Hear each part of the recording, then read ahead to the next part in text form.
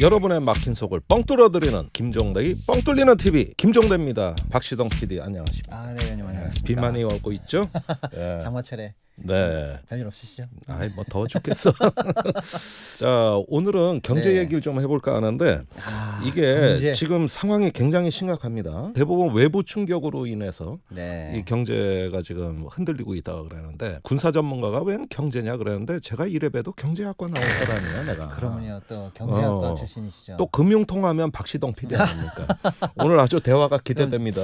우리가 오늘 또 흐름에 맞춰서 경제 특집으로 한번 그러면 가는 거겠네요. 예. 알겠습니다. 자, 이게 왜 그러냐면은 요즘 뭐 경제 안보라는 말이 유행하고 있어요. 아, 경제 안보. 뭐 기술 동맹, 경제 동맹, 경제 안보, 네. 공급망의 위기. 그런데 이게 처음에는 안보 문제로부터 시작됐다는 거예요. 우크라이나 전쟁이 일어나고 네. 외부 충격이 심해서 지금 우리 경제, 세계 경제가 휘청거리고 있다 이러는데 이래서 전부 지금 죽을 상인데 웃고 있는 사람들이 있어. 네. 웃고 있는 사람들이. 우선 그 첫 번째가 푸틴이 웃고 있다. 푸틴이 웃고 있다. 응, 푸틴이 웃고 사실 있다. 지금 세계적인 경제 문제는 러시아 전쟁 때문이라는 게 여러 분석에서 나오지 않습니까? 네. 근데 푸틴이 웃고 있다. 네. 러시아부터 그럼 한번 들어가 볼까요?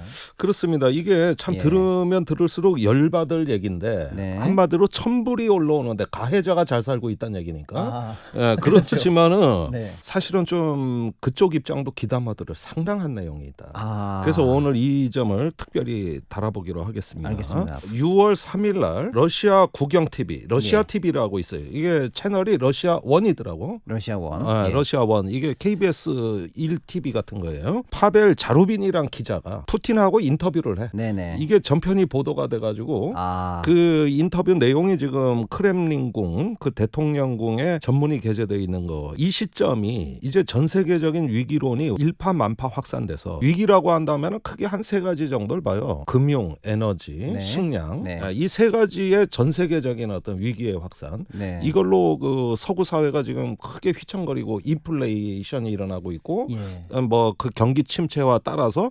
스태그플레이션으로 진행되고 있다. 이런 진단 아니겠어요? 그런데 서구의 대다수의 시각은 뭐요? 요거 다 푸틴 때문이에요. 그렇죠. 저놈이 전쟁만 안 일으켰어도 이런 일 없었어. 예. 이거였잖아요. 네네. 그리고 모든 이 위기의 책임을 러시아한테 뒤집어 씌우는 거예요. 물론 이런 서방의 관점에 대해서 우리가 아주 틀렸다고는 할 수가 없어요. 그 우크라이나 전쟁이 경제 위기를 촉발시킨 거는 맞으니까. 그러나 그 이면에 진행되어 오던 배경이 있는 거거든. 예. 구조가 존재하는데 이걸 푸틴이 직접적으로 지목한다고. 크게 보면 한 5가지 얘기를 하는데 예. 짤막짤막하게 정리해드리겠어요. 네가 범인이야 그랬더니 푸틴이 무슨 말이야? 뭔 말이요? 하면서 왜 나 때문이요? 직접 인터뷰한 내용이 있다. 예, 예. 예. 먼저 인플레이션에 대해서 얘기합니다. 네네. 인플레이션 어땠냐? 미국이 2020년부터 21년 말까지 2년 동안 통화 공급 즉 달러를 찍어낸 게 5조 9천억 달러다. 어마어마하죠. 예. 우리 돈으로 얼마요? 5조 9천억 아유, 달러면 한 7천조 원 정도 될 것 예. 같아요. 7천조 원을 그냥 인쇄기를 돌렸어. 그랬죠. 이래가지고 찍어냈어. 그 결과 달러의 총 통화 공급이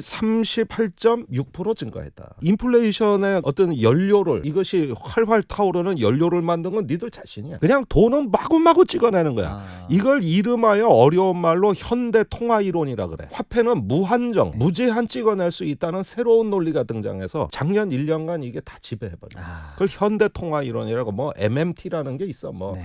마던 커런시 뭐 시어리 네. 해가지고 네네. 그런 게 있어. 어려운 말로. 저는 어려운 말은 취급 안 합니다. 예, 그건 대충 넘어가요. 그렇죠. 자, 어쨌든 찍어냈어. 두 번째 에너지난을 얘기하는데 요거 네. 한번 파고 들어보자. 그 유럽 국가들이 지금 러시아에 에너지 의존하고 있다. 전쟁 이후로 완전히 휘청거린다는 거 아니야? 네. 근데 거기에는 두 가지 배경이 있어요. 첫 번째는 뭐냐면은 재생에너지, 이 기후변화에 대비한 탄소 제로를 표방해 놓고 유럽 국가들 하나도 투자 안 했다. 재생에너지 사업이 불확실하기 때문에 유럽의 은행들이 대출을 취소하고 보험회사들이 보험을 안 하겠다. 중단하겠다. 어디에 대해서? 재생에너지에 대해서. 이래가지고 니들이 새로운 에너지 정책으로 전환된 게 하나도 없다. 그저 석유가스다. 아직까지도 안 하겠다고 해놓고 이게 유럽에서 진행된 이야기고. 네네. 자, 그래서 투자 부족이 결과적으로 가스 석유 수요를 더 늘려가지고 가격 상승을 부채질을 그 자체로 한 거다.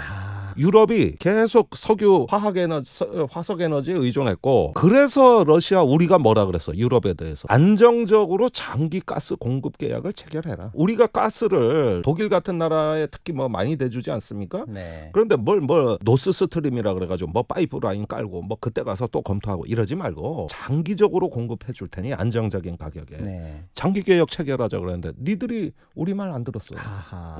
우리 말 안 들은 거야. 그렇게 해가지고 니들이 유럽 에너지 시장을 불확실하게 만든 거야. 이게 왜 러시아 탓이야? 니들 탓이지? 언뜻 들으면 좀 뒤통수를 맞은 느낌인데요. 예, 뒤통수를 맞은 느낌이죠. 아. 그래서 천연가스 공급에 대해서 장기 계약을 유지하라는 우리의 강력한 요구에 귀를 기울이지 않았고 그것을 덮기 시작했다. 누가? 니들이. 이렇게 푸틴이 얘기해요. 자, 세 번째 식량난에 대해서 얘기합니다. 식량난. 여기서부터 이제 푸틴이 굉장히 아주 그 수치까지 동원하며 독하게 얘기하는데 네. 자, 가스 가격이 올랐지. 예. 비료를 뭘로 만들어? 가스로 만드는 거야. 아, 이 그렇습니까? 비료의 제조 공정을 보라고.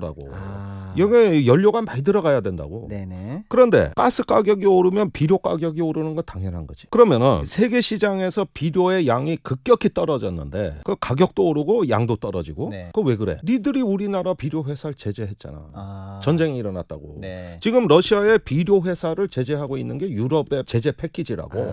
니들이 제재해서 생산량 떨어뜨렸잖아. 이겁니다. 자, 러시아가 세계 비료 시장의 25%를 점유하고 있다는 거예요. 네. 여기에 대해서 특히 감자 비료가 많이 생산된대. 그러니까 이 감자라는 게 이제 굉장히 그 비상식량으로 중요하단 그렇죠. 말이죠. 그다음에 러시아 옆에 그 동맹국 벨로루시 있잖아. 여기도 비료 생산 강국이라고. 아하. 둘을 합쳐. 그러니까 러시아 벨라루시가 세계 시장의 45%를 점유하고 있다. 거의 절반이네요. 그런데 45% 시장을 유럽 니들이 제재하고 그러면 세계 식량 생산량이 떨어지는 건 당연한 거잖아.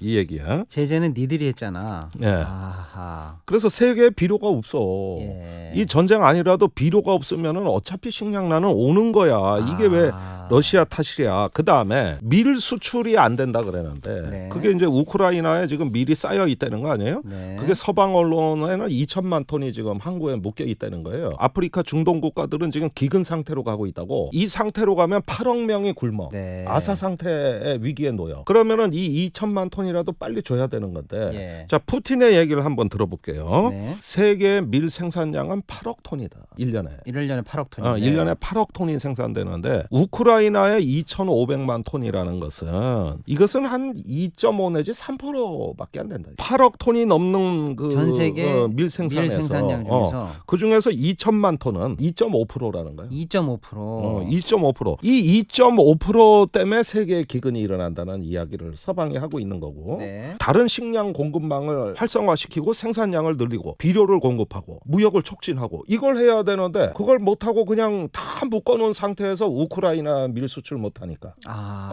이렇게 되는 건데 주범이 우크라이나 밀이 아니다 이 얘기네요. 그렇죠. 그런데 그 2,500만 톤도 UN 자료를 동원하고 그다음에 이제 미국 자료를 다시 동원해 보니까 실제 수출 가능량은 600만 톤에 불과하다. 2천만 톤이 아니다. 그러면 600만 톤이면은 1%가 안 되겠지. 네. 예, 이 전 세계. 그래서 우선 과장하지 마라. 그래서 실제로는 600만 톤이고 그다음에 600만 톤의 옥수수가 있다. 또 그나마 밀도 아니고 옥수수 들어있다. 옥수수도가 있다. 이렇게 보면은 우크라이나 밀 때문에 전 세계에 식량난이 왔다. 그건 서방의 대표적인 가짜 뉴스 프로파간다다. 이 주장이에요.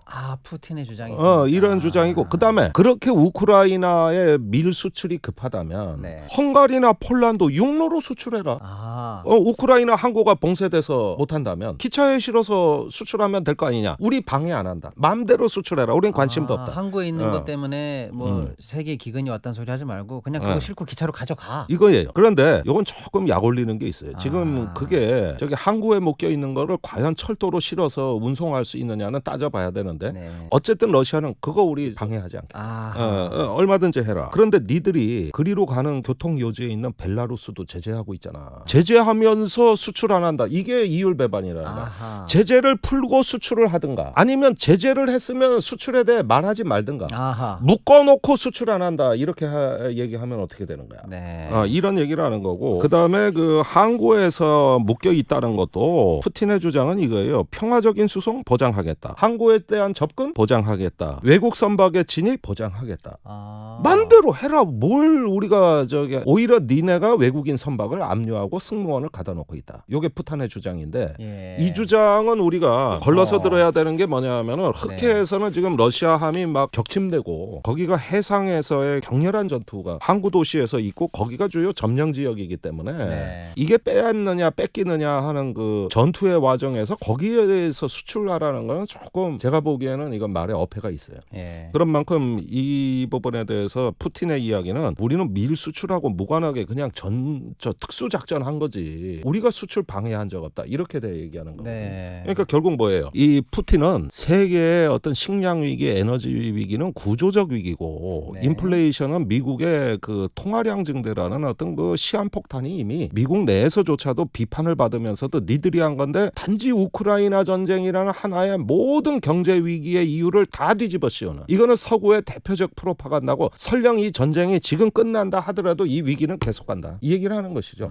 물론 걸러들어야 되겠습니다만은 지금까지 서구에서 자국의 경제 실패 어떤 그 정책의 실패를 몽땅 러시아한테만 뒤집어 씌우는 시각은 좀 우리가 균형을 잡을 필요는 있겠다. 아하. 그런 만큼 이 푸틴의 주장을 믿자는 이야기가 아니라 이 구조적 요인, 구조적인 어떤 그 변동의 요인들을 무시하는 것도 그것도 너무 서구 편향적인 시각이라 이거지. 네. 어디서도 들을 수 없었던 정말 새로운 얘기네요. 맨날 내가 뭔 얘기만 하면 어디서도 들을 수 없었다 그러니 나 참. 아니 그 러시아 요즘 이렇게 국영방송에서, 언론이 왜 예. 이렇게 그 기능을 안 해? 내가 얘기했잖아. 우리나라 언론에 나토 전략 개념 2022 기획 기사 낸 언론사가 한 군데도 없더라니까 글쎄. 맨날 그러니까... 김건희의 하얀 옷과 뭐 윤석열의 노룩 사진 이게 기사의 절반이고 네. 대한민국 언론 문제가 있습니다. 경제 위기에 대해 가지고 우리가 푸틴 존엄만 제거하면 우리 이거 팔자 펴. 이제 다리 뻗고 잘 수 있어. 이 시각만큼은 푸틴 못지않게 위험한 시각이라는 거야. 이런 것들 좀 기획을 좀 제대로 해보시라는 거야. 네. 사실은 맞는 얘기가 많아. 푸틴의 얘기 중에서도 뭐 이걸 의원님 말씀처럼 걸러 들어야 되겠고 나름의 변명이겠지만 그동안 우리가 무심결에 알고 있었던 내용과 상당히 다른 부분이 있을 수도 있을 것 같다는 생각이 좀 들긴 드네요. 전 세계가 지금 그 경제 문제 때문에 위기 상황인데 다 러시아 전쟁을 주범으로 지목하고 있었는데 이런 새로운 시각도 있었고요. 어쨌거나 러시아 문제를 해결하기 위해서 그러면 나토가 엊그제 회담을 마쳤는데 서방이 자기네들 주장이 옳다 그러면 전쟁을 빨리 끝내든가 러시아에 대해서 강력한 어떤 진일보한 대책을 내놓든가 했었어야 되는 거 아니에요? 푸틴은 지금 이렇게 웃고 있는 상황인데요. 예, 이런 상황에서 이번 나토에서 무슨 결정적인 나토 특히 그 유럽의 몇몇 국가들이 떨고 있다는 거예요. 지금 이런 상황에서 그러면 우리 서구 사회 특히 미국과 나토의 솔루션은 뭐냐? 네, 솔루션. 유럽연합의 솔루션은 뭐냐? 자, 문제는 이 전쟁을 조속히 종전을 하고 세계가 전쟁 이전으로 회복돼야 된다는 것만큼 중요한 일이 있습니까? 그렇죠. 아니 지금 전 세계적으로 이건 우리나라도 마찬가지예요. 네. 그것보다 더 중요한 일이 있을까? 6월 말에 열린 나토 정상회의에서 제가 지난번 이 유튜브를 통해 가지고 여러분께 말씀드린 거는 이제 신냉전이 왔다. 유럽의 철의 장막이 형성되고 있다. 이런 이야기는 많이 드렸어요. 이건 세계 질서의 어떤 대변환, 우리가 냉전 이후에 보는 가장 중요한 변화다. 여기까지도 말씀드렸어. 네. 자, 이렇게 질서를 새로운 냉전으로 끌어가는 것은 장기적이고 구조적으로 그렇게 된다는 이야기인데 당장 우크라이나 전쟁을 그럼 어떻게 할 거냐? 예. 이걸 어떻게 처리할 거냐? 이 얘기는 쏙 빼먹어. 아하. 쏙 빼먹어. 이번에 나토 정상회의에서 러시아를 이제는 주된 위협이다. 즉 네. 주적이다. 이렇게 이야기를 해놓고 네. 합의된 게 이거밖에 없어. 러시아에 대해서 금 수입을 중단하겠다. 금 수입 중단. 이게 대책에 합의된 것의 전부야. 그다음에 유가 상한제 얘기가 나왔어. 인플레의 핵심 원인이 유가 상승이니까 이걸 낮춰야 인플레를 잡는 거니까. 근데 문제는 오페크 국가들이 이거 응해줄까? 판매하는 건 우리인데 공급자는 우리인데 그렇죠. 누구 맘대로 가격을 통제해. 네. 사회주의야? 전체주의야? 세계가? 네. 이러면서 반발할 거 아니야. 예. 그러니까 이게 러시아에 대해서 유가를 상한제를 두겠다는 말이지만 사실은 이렇게 되면 다른 산유국도 영향을 받을 수 있기 때문에 이게 될지 안 될지 몰라. 근데 미국의 제넛 앨런 그 재무부 장관이 이제 다음 주에 한국에 오는데 이거 한국에도 동참하라고 오겠다는 거예요. 푸틴이 저렇게 웃고 있는 상황에서 나토가 열렸는데 방금 의원님 말씀처럼 종전과 회복에 집중해서 큰 합의와 실천 계획들이 나왔으면 좋겠는데 없어요. 그런 얘기는 없고. 하나도 없어. 나온 게 그럼 단어도 없어. 단어도 없고. 종전 우크라이나 전쟁이 조속히 종식돼야 된다. 이 얘기야. 그냥 우크라이나를 지지한다지. 아하. 그러면 우크라이나에서 지금 러시아가 전투 행위를 중단해라. 둘째, 옛날 국경선으로 물러가라. 이런 요구를 만약에 나토가 했더라면 단결해서 네. 그럼 푸틴이 딜레마에 빠졌을 거예요. 아하. 그런데 요구가 없어. 없어요. 없어. 아. 그러니까 우크라이나 전쟁, 포스트 우크라이나에 대해 가지고 나토의 입장이 안 나온 거야. 그리고 겨우 나온 게 무슨 금 수입이나 유가 상한제만 언급이 됐지. 그것만 언급된 거야. 본질적인 경제 얘기가 이번에 없었어요. 전쟁 자체에 대해서 러시아의 레드라인을 거줘야 되거든. 네. 이 선 넘지 마. 이렇게 거줘야 되는데 이번에 그런 게 안 나왔다는 거예요. 종전을 어떻게 할 거냐. 그다음에 세계는 어떻게 회복될 거냐. 여기에 대한 어떤 서구 사회의 비전이 나와줘야 되는 거거든. 네. 그래서 전쟁의 종식과 회복된 세계, 레질리언스, 어떤 회복 탄력성으로 이 세계가 가야 된다. 여기에 대한 우리의 어떤 그 결의랄까, 어떤 단합된 의견이라든가 비전 제시라든가 지금 이런 거를 못하는 이 서구 사회의 무능, 아하. 미국과 나토의 지리멸렬함 이런 것들이 계속 노출이 되니까 어떻게 돼? 이 나토 회의 직후에 전쟁이 더 격화됐어. 아하. 그래가지고 루안스크에 이어서 이번엔 그 도네츠크 지역에서 네. 러시아가 초토화 공격을 해가지고 지금 도시의 모든 걸 파괴하고 오히려 더 기가 살아났다 이거야. 이게 나토의 무능력이 푸틴을 웃게 만드는 그 결과물이 바로 우크라이나 동부 전선에서 지금 벌어지고 있는 겁니다. 그러면 어떻게 되는 겁니까? 지금 우리가 궁금해하는 건 이거예요. 푸틴 나쁜 놈인 거 다 알아. 민주주의가 중요하다는 거 다 알아. 주권 국가의 자유와 독립을 주장하는 거 다 알아. 그러나 지금은 이 세계 회복과 그걸 인해서 종전 이후의 국제 질서를 우리가 안정되게 끌고 갈 수 있는 국제사회 지도력, 네. 또 그거를 이끌어 나갈 수 있는 어떤 단합된 의지가 있느냐? 없거든. 근데 푸틴은 그걸 본 거지. 쟤들 다 헛소리야. 아하. 다 뻥이야. 그건 나중에 나토를 강화하든 말든 마음대로 해. 우리는 더 밀어붙여. 이렇게 되니까 결국은 제가 오늘이 경제 침체 얘기인데 지금 식량, 에너지, 인플레이션 이런 부분에 있어가지고 이 위기에 대해 가지고 푸틴은 시간은 내 편이라고 보는 겁니다. 우리는 미국같이 달러를 왕창 루블화 찍은 적 없고 안정되게 러시아 관리했기 때문에 지금 루블화 다 회복됐고 우리는 니들 같은 경제 위기 아니고 단지 제재로 인한 고통이기 때문에 시간은 우리 편이야. 이렇게 보는 것이죠. 의원님 말씀처럼 정말 이 경제적으로만 봐도 지금 국제 정세나 환경이 그러면 이 서방의 무능력 때문에 이 침체를 끝을 보거나 급반전할 좀 희망적인 게 보이지가 않네요. 그게 이번에 나토의 무능이다. 참, 그 예. 얘기네.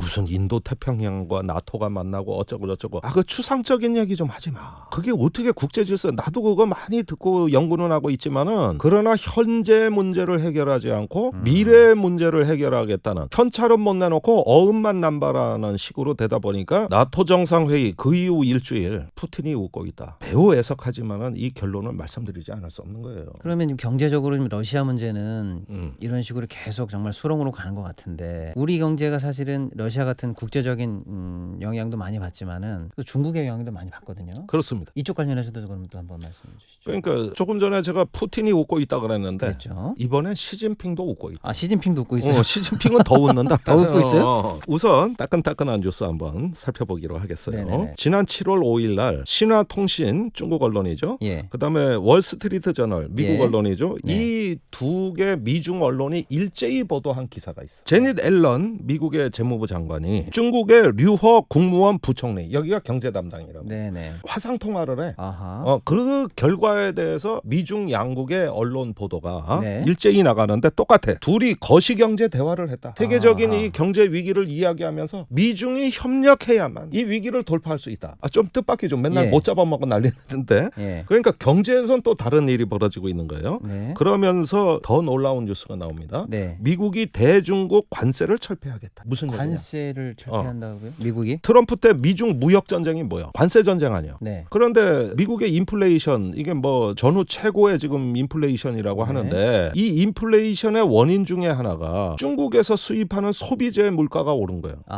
관세를 트럼프가 왕창 때려버리니 네. 가격이 올랐을 거고 이게 미국 내에서의 물가 부담으로 작용한다는 거네요. 물가 상승으로 이어진 거죠. 그러니까 이번에는 미국이 트럼프가 부과했던 그 소비재에 대한 관세를 철폐하겠다. 이렇게 나오는 거예요. 야, 이 기사는 제가 못 본 것 같은데. 그래요? 예. 네, 그러니까 네. 이게 외신을 통해서 네, 우리나라한테 네, 네. 약간 늦게 전해졌어요. 네. 자, 그러면은 여태까지 의외네요. 네. 중국을 구조적 도전이라고 그렇죠. 나토에서 떠들어 놓고 예. 그다음에 뭐 중국이 어떤 경제력을 이제는 강압적 수단으로 활용하고 있다. 네. 이게 중국의 팽창주의다. 경제를 앞세운 팽창주의라 그랬거든. 네. 근데 지금 뭐냐면은 트럼프가 했던 무역 전쟁도 이제 안 하고 음흠. 그다음에 중국 기업에 대한 압박도 철폐하겠다. 오, 가만 야 이게 지금 어떻게 우리가 돌아가는 겁니까? 너무 상황이? 좀 이상하지 않아요? 예, 그동안 예. 못 잡아먹은 난리였잖아. 네네네. 앞으로 기업 제재 안 하겠다는 거야. 아. 그럼 중국의 그 배터리, 그다음에 통신, 네. 그다음에 인공지능 예. 이런 업체에 대해서 그동안 많이 압박했는데 앞으로는 안 할게. 그러니까 이거 어떻게 돌아가는 완전히 거예요? 항복선언을 한 거야. 결국은 미국이 인플레의 압박을 못 이기는 겁니다, 여러분. 아. 그러면은 지금까지 미중 간의 무역 전쟁, 경제 전쟁이 없던 일은 안 되겠지. 완전히 사라지진 않지. 그러나 현실의 문제는 일단 넘기고 보자는 거니까 당분간 중국하고 경제 전쟁을 어렵겠지. 그런데 우리가 왜 중국하고 왜 경제에 대해서 디커플링이니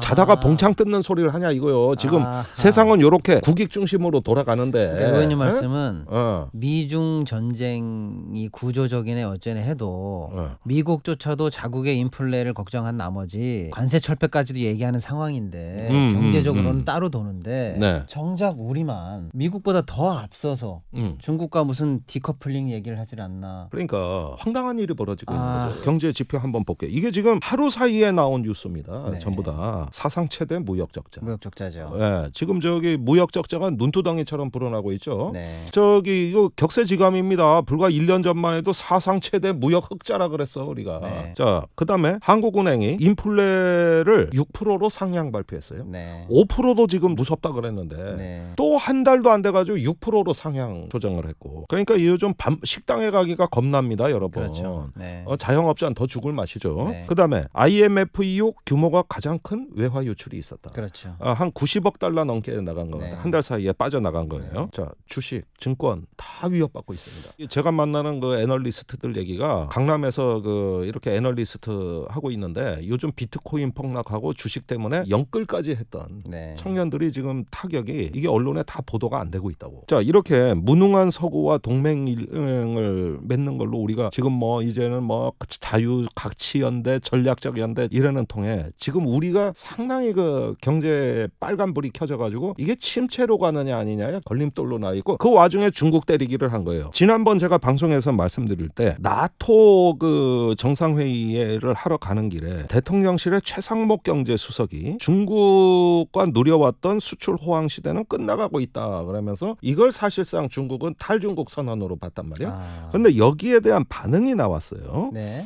이에 대해서 중국 외교부의 자오리젠 대변인이 네. 그 다음 날 한 얘기인데 자, 이런 사실을 열거합니다. 한중 교역량이 전년 대비 26.9% 증가했다. 거의 30% 증가했단 말이에요.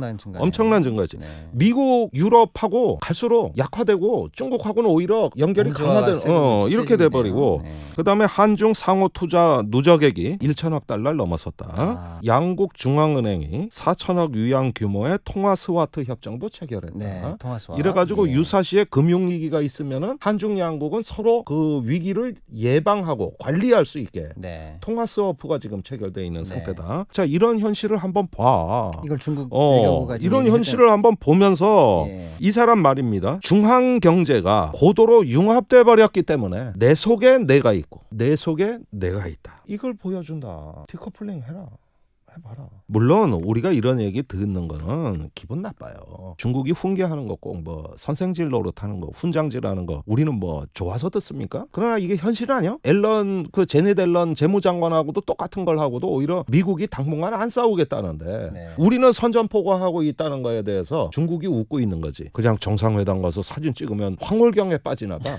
뇌에서 도파민이 팡팡 나오나 봐. 이래가지고 돌아가는 세계를 보는 눈이 흐려져서 네. 맑은 눈으로 세상을 보지 못하니 어떻게 되는 거냐? 위험해진다. 네. 지금 세계는 그렇게 간단치가 않다. 네. 이런 와중에 세계적 경제 침체와 위기를 우리가 먼저 얻어맞는다. 네. 이걸 명심하십시오, 여러분. 지금은 우리 스스로 안전과 시민 보호에 힘쓸 때입니다. 그런 걸 통해 가지고 먼 미래를 봐야지 경거망동할 때가 아니다. 네. 이걸 오늘 말씀드린 거예요. 알겠습니다. 늘 이제 날카로운 통찰을 보여주셨는데 특히 오늘은 이제 경제 문제 좀 전 세계적으로 관심 있는 부분까지 의원님께서 이제 좋은 말씀 또 국내에 잘 전해지지 않는 푸틴이나 중국 얘기까지 해주셔서 너무 유익했던 시간이었습니다. 감사합니다. 오늘 말씀 고생 많으셨습니다. 감사합니다. 고맙습니다. 예. 김종대 뻥 뚫리는 TV.